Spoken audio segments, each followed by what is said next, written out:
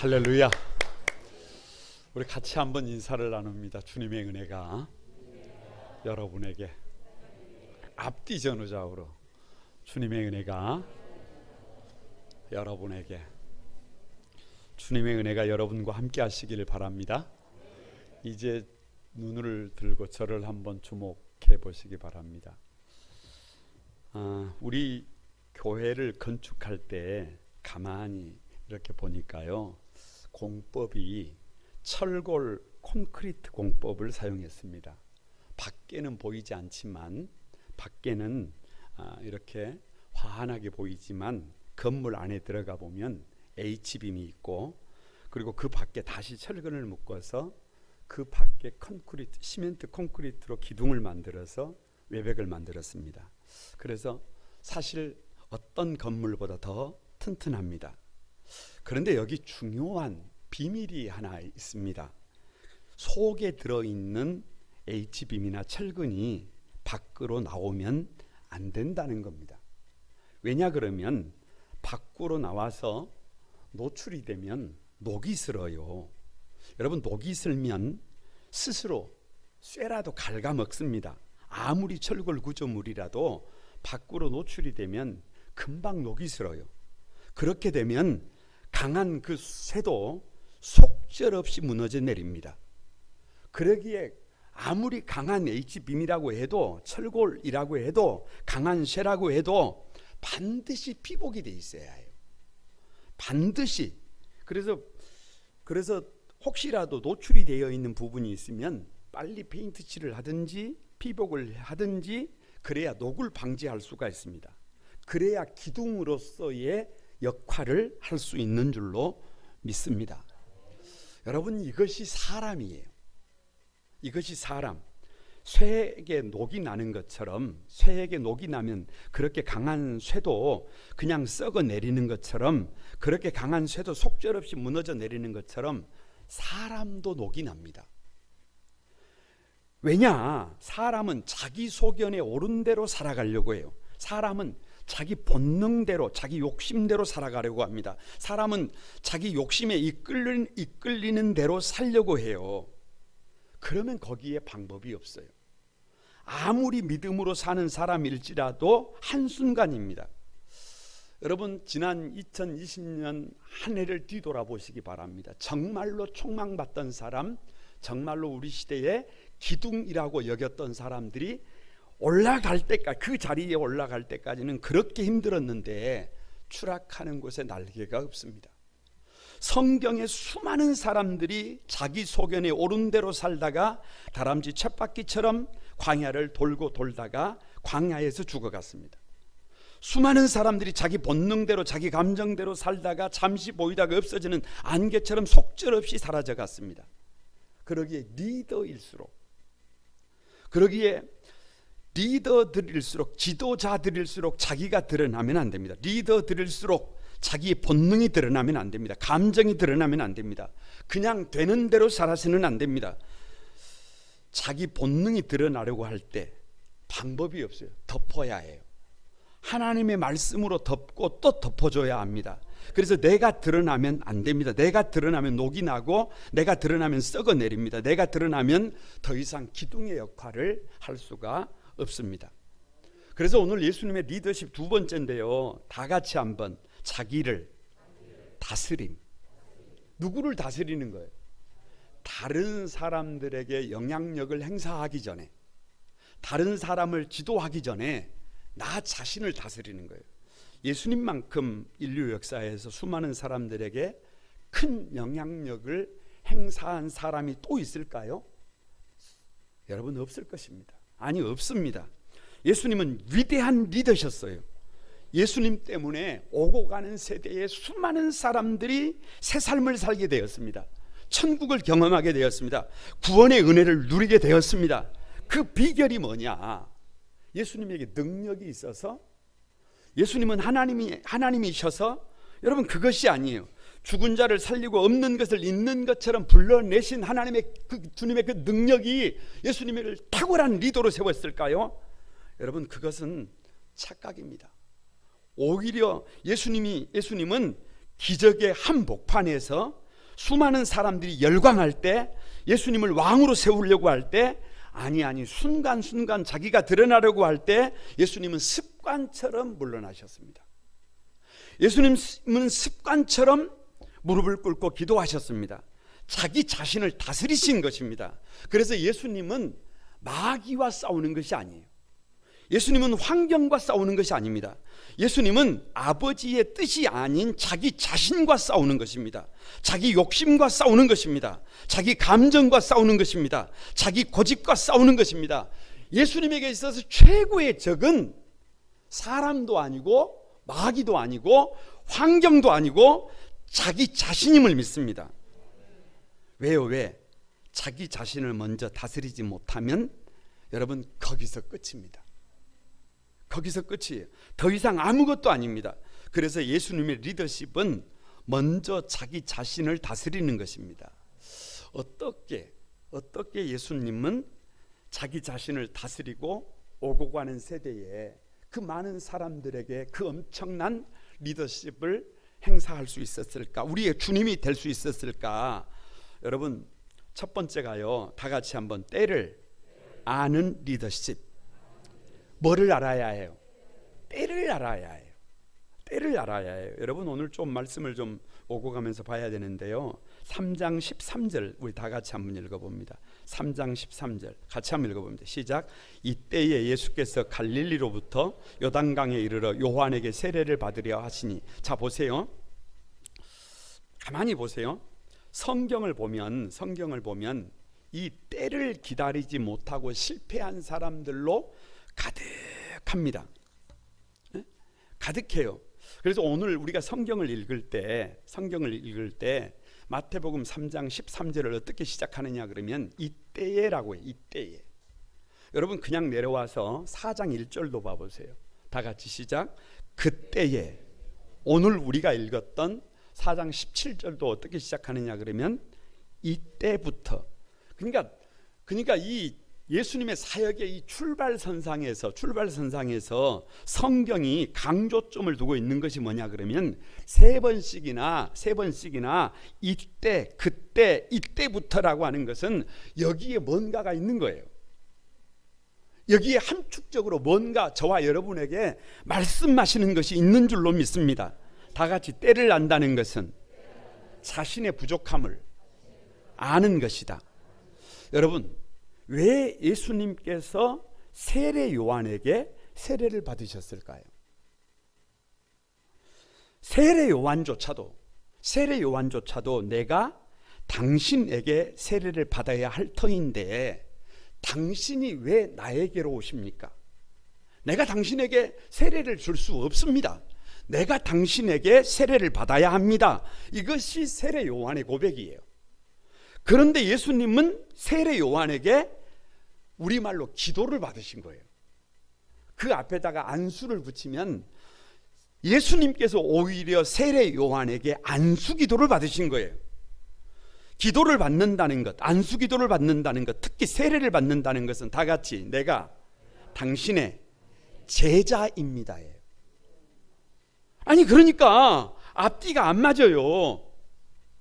예수님이 세례 요한의 제자가 될 수 없어요. 그런데 이 본문에서 강조점을 두고 있는 것이 뭐냐 그러면 예수님께서 자기 자신을 어떻게 하셨다는 거예요? 낮추셨다는 거예요. 낮추고 또 낮추신 거예요. 예수님조차도 다 같이 자신의 부족함을 알더라. 예수님조차도 자신의 부족함을 알더라는 거예요. 그래서 진정한 리더십은 다 같이 자신의 부족함을 깨닫는 것부터 시작한다.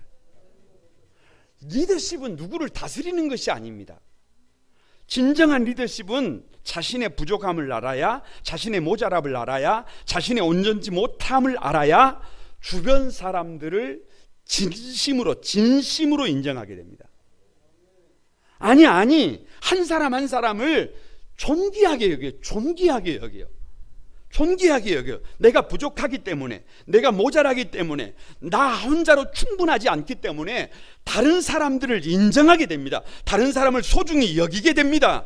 그래서 나를 비우고 겸손히 섬기는 자세로 낮아질 때 거기서부터 진정한 리더십이 여러분 발휘하게 되는 것을 믿습니다. 3장 16절에서 17절을 보면요, 같이 한번 읽어봅니다. 예수께서 세례를 받으시고 곧 물에서 올라오실새 하늘이 열리고 하나님의 성령이 비둘기같이 내려 자기 위에 임하심을 보시더니 하늘로부터 소리가 있어 말씀하시되 이는 내 사랑하는 아들이요 내 기뻐하는 자라 하시니라 라고 기록하고 있습니다. 여러분 본문을 읽으면서 가만히 한번 주목해서 질문에 답해 보시기 바랍니다. 언제 하늘이 열리는 거예요?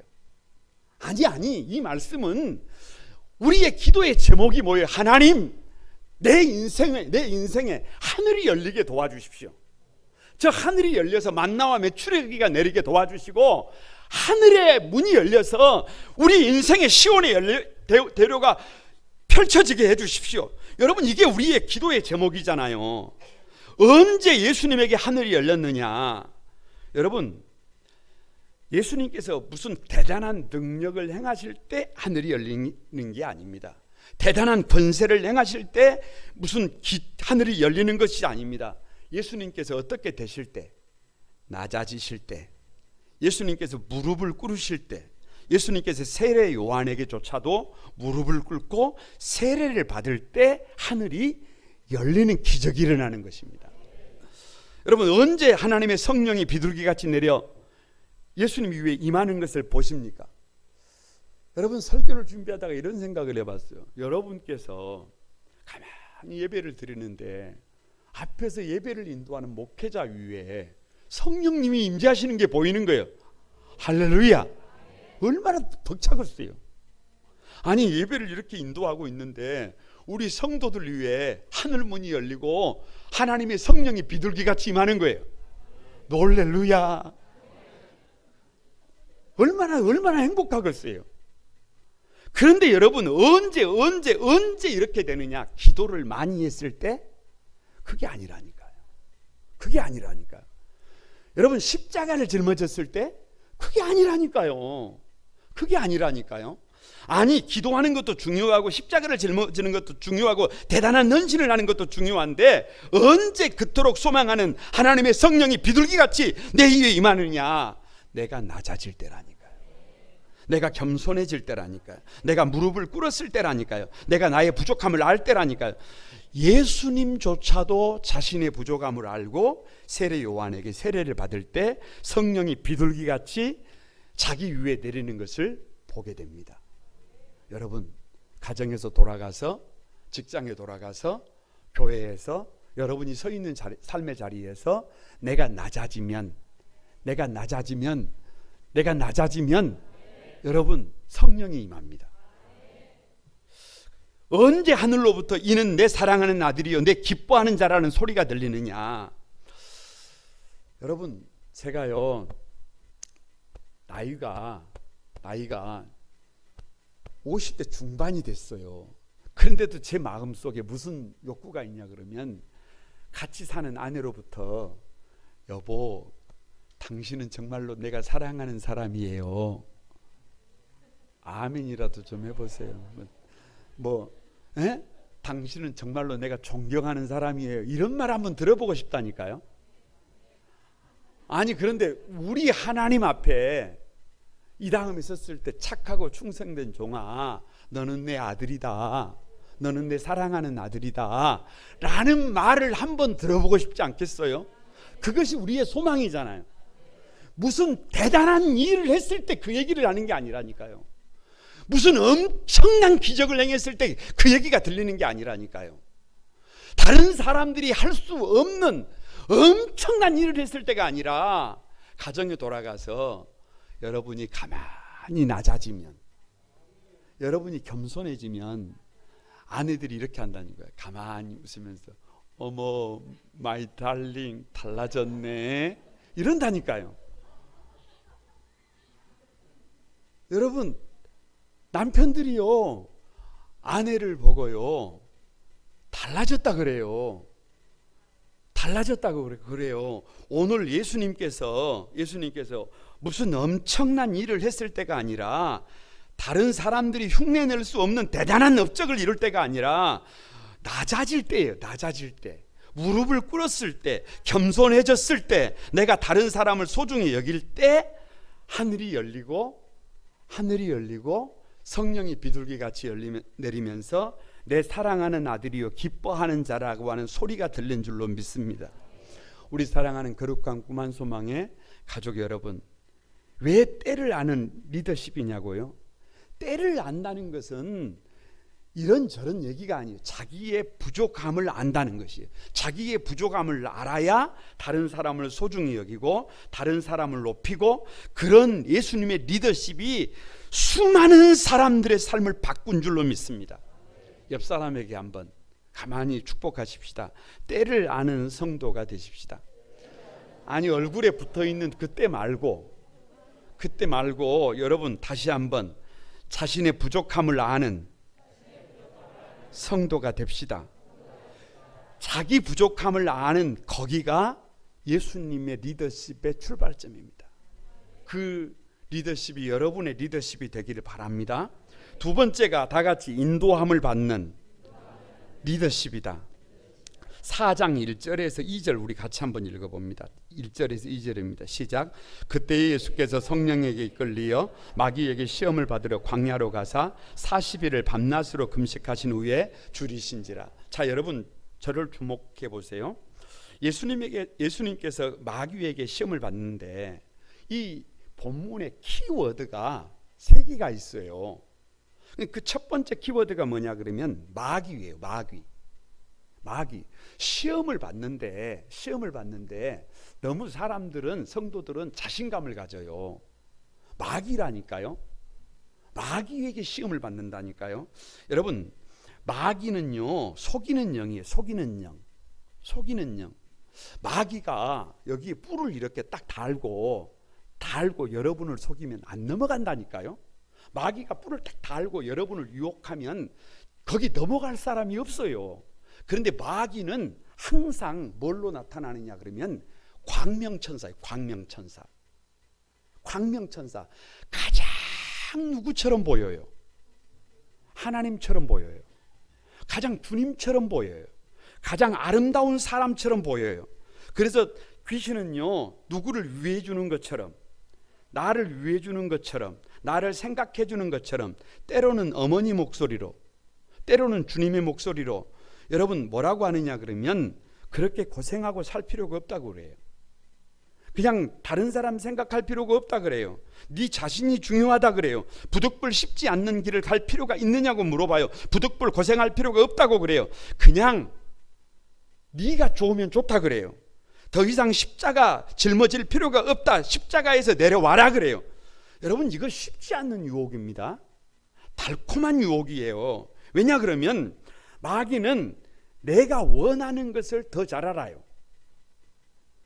그래서 내 뜻대로는, 내 감정대로는 이 마귀라고 하는 이 존재를 이길 수가 없어요. 극복할 수가 없어요. 반드시 하나님의 인도가 필요해요. 아니 기준이 필요해요. 여러분 두 번째는요 광야예요. 광야. 키워드가 첫 번째가 마귀고 두 번째가 광야예요. 광야에 3대 문제가 있어요. 없고 없어요. 여기를 봐도 없는 것밖에 없고 저기를 봐도 없는 것밖에 없어요. 두 번째 문제가 뭐냐 그러면 없으니까, 힘이 없으니까, 돈이 없으니까, 능력이 없으니까 못하는 것밖에 없잖아요. 그래서 못하고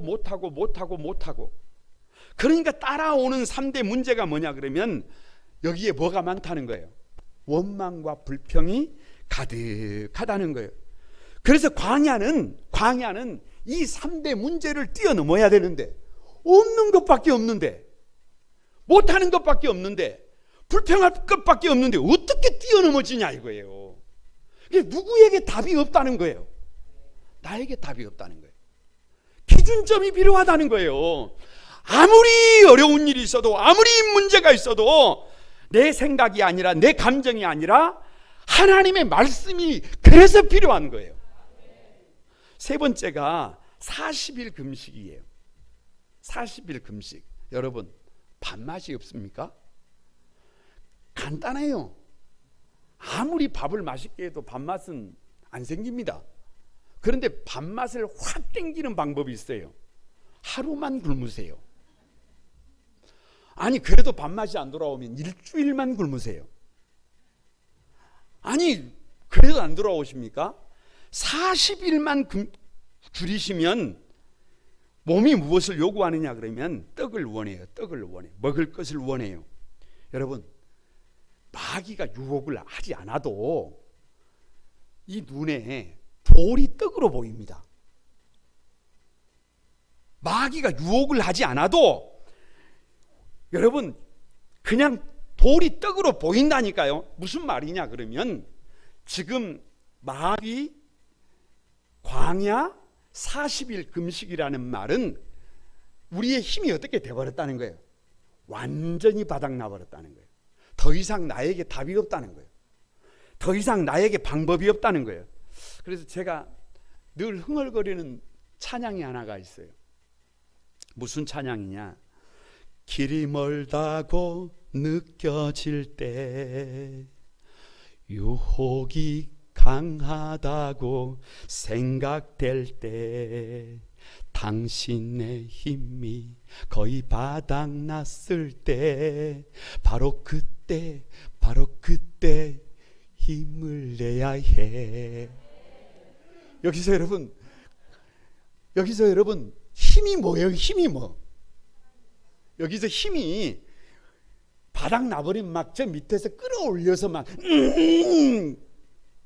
이런 힘을 말하는 게 아니에요. 여기서 말하는 진정한 힘은 뭐냐 그러면 내 생각이 아니고 내 감정이 아니고 내 방법이 아니고 나를 내려놓고 하나님의 말씀 앞에 엎드리는 거예요. 그럼에도 불구하고 여러분 길이 멀어요. 길이 멀어. 유혹이 강해요. 힘이 바닥이 나버렸어요. 나에게 답이 없어요. 이때 하나님의 말씀이 필요한 거예요. 이때. 그래서 믿음의 삶은 다 같이 내 뜻대로 하는 것이 아니라 아버지의 뜻을 따르는 것이다. 여러분 요한복음 6장 38절에요. 내가 하늘에서 내려온 것은 내 뜻을 행하려 함이 아니요 나를 보내신 이의 뜻을 행하려 함이라 라고 기록하고 있어요. 예수님조차도 당신의 마음대로, 당신의 뜻대로, 당신의 감정대로 하지 않아요. 예수님조차도 40일 광야에서 마귀에게 40일 시험을 받고 여러분 자기 뜻이 아니라 자기 계획이 아니라 자기 욕심이 아니라 자기 감정이 아니라 여러분 누구의 뜻을 구하고 있어요? 아버지의 뜻을 구하고 있어요. 요한복음 4장 34절에요. 예수님께서 이르시되 나의 양식은 다 같이 나를 보내신 이의 뜻을 행하며. 나의 양식이 뭐라는 거예요? 예수님이 오늘 아침에 식사를 하는데 메뉴가 뭐라는 거예요? 아버지 뜻이에요. 오늘 아침에 밥을 먹었어요. 밥심으로 사는 거잖아요. 그런데 점심 때 또 메뉴가 뭐예요? 아버지의 뜻이에요. 저녁 때 예수님의 메뉴가 뭐예요? 아버지의 뜻이에요. 1년 365일 아버지의 뜻을 구하는 그것이 예수님으로 예수님 되게 하신 줄로 믿습니다. 여러분 이 4장에서요 왜 인도함을 받아야 되느냐 그러면 사단의 첫 번째 시험이 뭐냐 그러면 40일을 굶주려 있는 예수님에게 돌들로 떡덩이가 되게 하라고 해요. 여러분 아까 말씀드렸잖아요. 사단이 말하기 전에 요구하기 전에 40일을 굶주리면 예수님이라고 할지라도 몸이 떡을 원한다니까요. 몸이 떡을 원해. 눈이 돌을 떡으로 보고 있어요. 그런데 주님께서 그 사단의 유혹을 그 와중에 이길 수 있는 비결이 뭐냐? 똑같아요. 문장의 구조가 똑같아요. 4장 4절 다 같이 기록되었으되. 따라서 해보는 거예요. 따라서 기록되었으되 하였느니라. 다 빼고 당신의 생각이 아니라니까요. 우리 예수님조차도 당신의 생각이 아니라 기록되었으되 하나님의 말씀으로 인도함을 받는 것입니다. 사단의 두 번째 시험이 뭐냐? 성전 꼭대기에 올라가서 뛰어내려라. 우리말로 하면 슈퍼맨. 여자분들은 슈퍼우맨 하는 거예요. 뭐 하는 거예요? 여러분, 한마디로 말하면 사단의 요청이 뭐냐? 너는 다른 사람들보다 특별한 사람 아니냐? 너는 하나님의 아들이 아니냐? 너는 다른 사람들이 할 수 없는 일을 할 수 있는 사람이 아니냐? 거침없이 너의 몸을 던져서 네가 슈퍼맨인 것을, 슈퍼우먼인 것을 증명해라. 영 매력적으로 들립니다.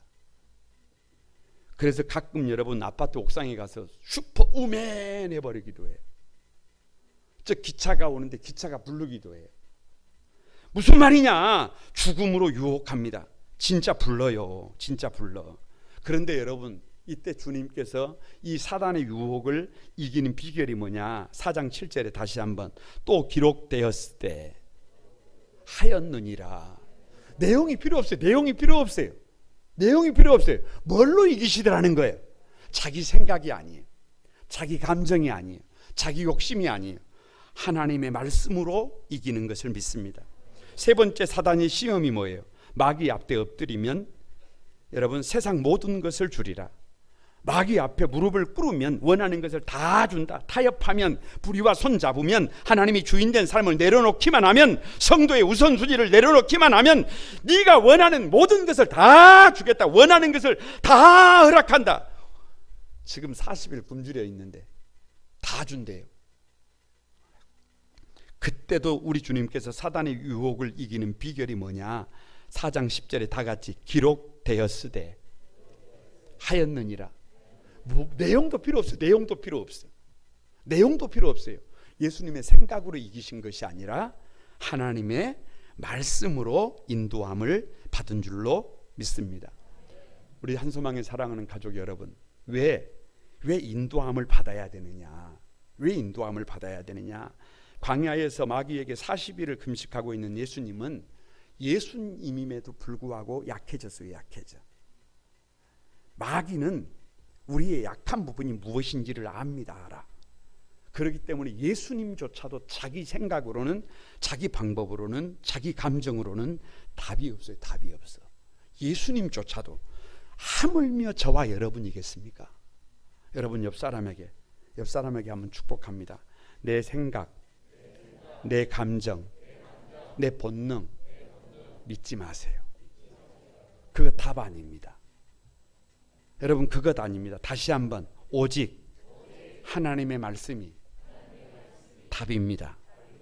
이것이 자기 자신을 다스리는 예수님의 리더십이에요. 세 번째가요, 예수님의 리더십은 다 같이 자신이 해야 할 일을 아는 리더십이다. 그래서 오늘 4장 17절이에요. 다시 한번 읽어봅니다. 시작. 이때부터 예수께서 비로소 전파하여 이르시되 회개하라, 천국이 가까이 왔느니라 하시더라. 예수님이 왜 이 땅에 오셨습니까? 예수님에게 주어진 사명이 도대체 뭐예요? 여러분, 간단합니다. 예수님에게 주어진 사명은 사람들을, 저와 여러분들을 새 사람 만드는 거예요. 천국 백성이 되게 하는 거예요. 그래서 거듭남, 중생, 구원, 거듭남으로의 초대. 예수님을 통해서 저와 여러분에게 다른 것이 없어요. 중생으로의 초대, 새로운 삶으로의 초대. 할렐루야. 어떻게 하면 저와 여러분이 새롭게 태어납니까? 새로운 삶을 삽니까?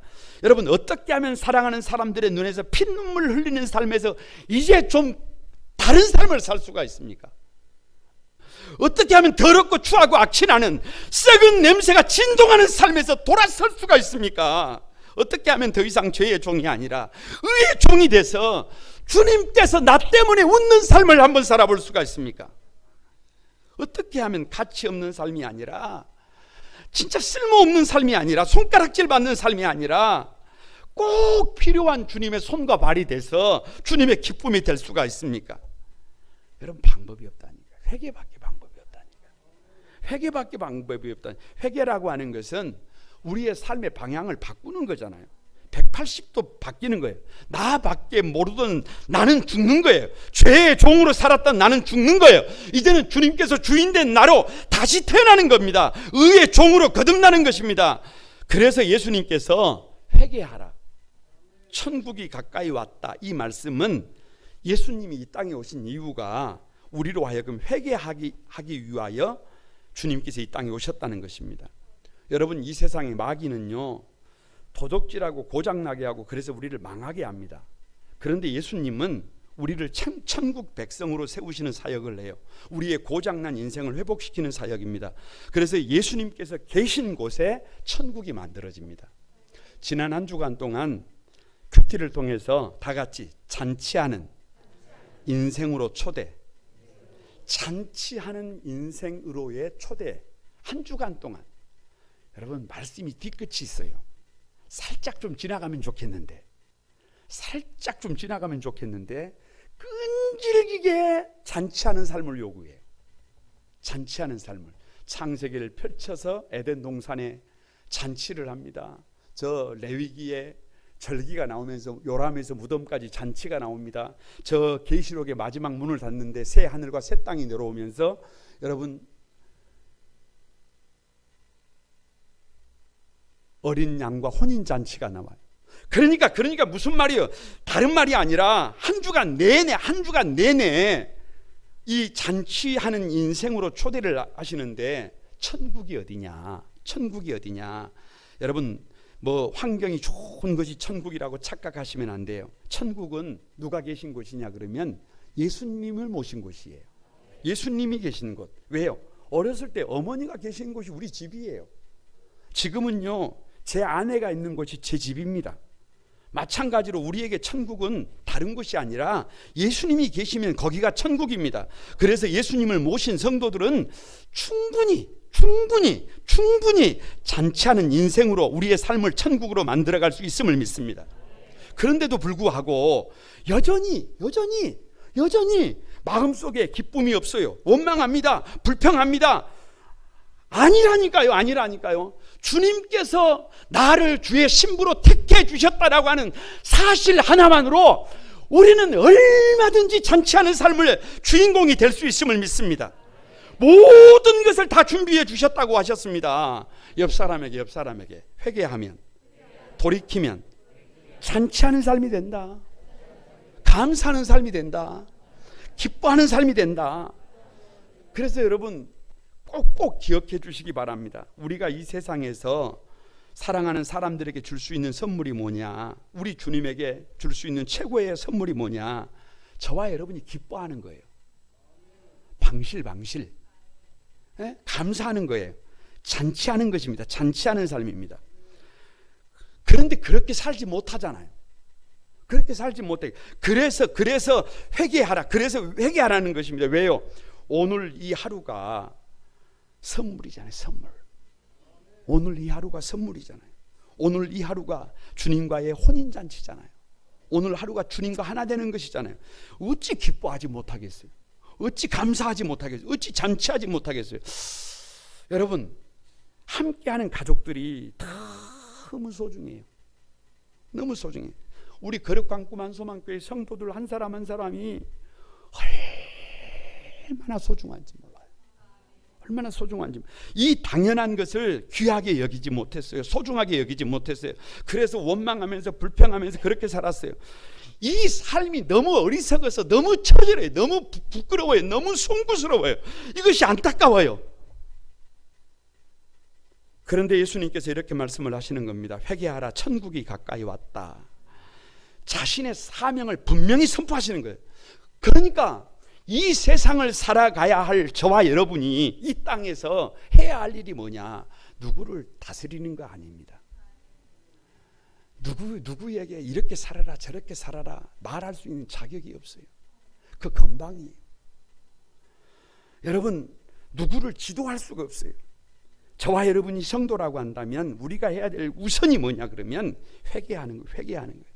왜냐? 나의 부족함을 모르고 살았단 말이에요. 그래서 다른 사람을 무시하는 삶을 살았단 말이에요. 왜요? 하나님 말씀보다 내 생각, 내 감정, 내 방법에 묶여서 막 살았단 말이에요. 고집대로 살았단 말이에요. 그래서 광야 같은 인생을 다람쥐 쳇바퀴 돌듯이 돌고 돌았단 말이에요.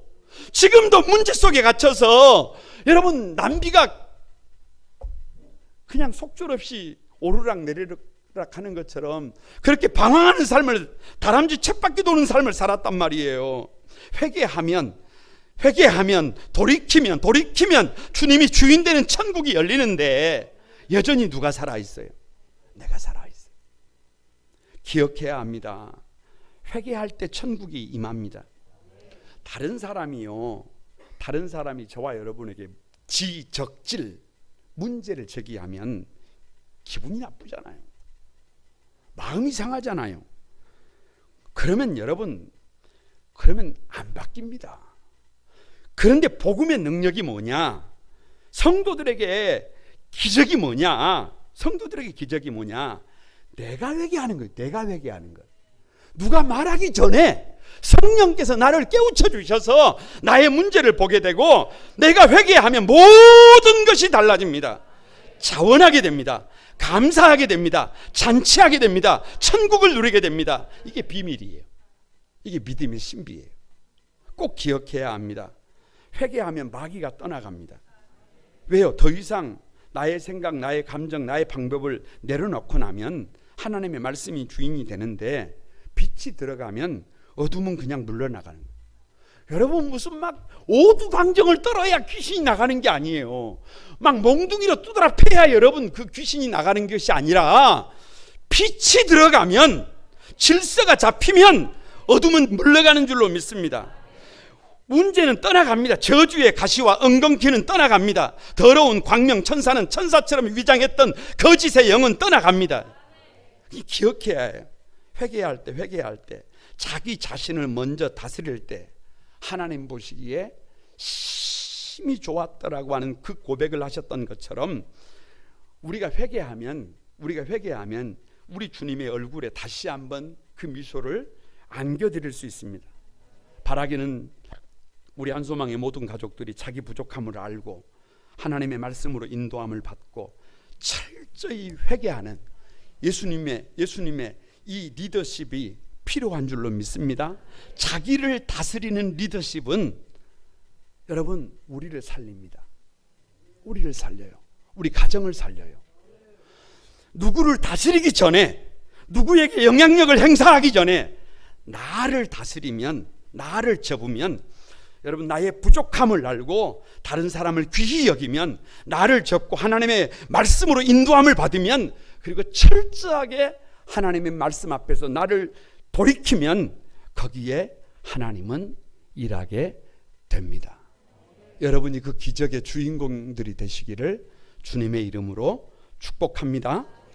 우리 같이 한번 찬양하면서 하나님 앞에 기도하도록 하겠습니다.